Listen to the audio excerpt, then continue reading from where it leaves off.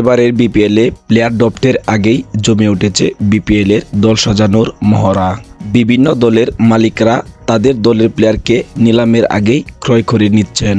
তার মাঝে বিশেষ আকর্ষণের একটি দল হচ্ছে ঢাকা ক্যাপিটাল, যে দলের মালিক হচ্ছে সাকিব খান। এবার তিনি তার দলে সবাইকে চমকে দিয়ে মুস্তাফিজুর রহমানকে 1 কোটি টাকার বিনিময়ে দলে যুক্ত করেছেন, যা বিপিএলে সর্বোচ্চ টাকায় প্লেয়ার ক্রয়ের রেকর্ড। আইপিএল এর মতো বিপিএলকেও জমজমাট করতে আস্তে আস্তে বাংলাদেশের তারকারা যুক্ত হচ্ছে এই লিগের সাথে। আর যুক্ত হয়েই এমন এক প্লেয়ারকে নির্বাচন করেছে তাদের দলের জন্য, যিনি বাংলাদেশের আইকনিক প্লেয়ার, যিনি বাংলাদেশের পক্ষে আইপিএলে প্রতিনিধিত্ব করেন। তাছাড়া আরেকটি গুঞ্জন শোনা যাচ্ছে, সাকিব খানের দলে যুক্ত করবেন বাংলাদেশের অলরাউন্ডার সাকিব আল হাসানকে, যিনি বাংলাদেশের ক্রিকেটে সেরা এক তারকা। এমন তারকা নির্ভর দল বিপিএলে যুক্ত হওয়াতে আপনাদের কাছে কেমন লাগবে তা অবশ্যই কমেন্ট বক্সে কমেন্ট করে জানিয়ে যাবেন।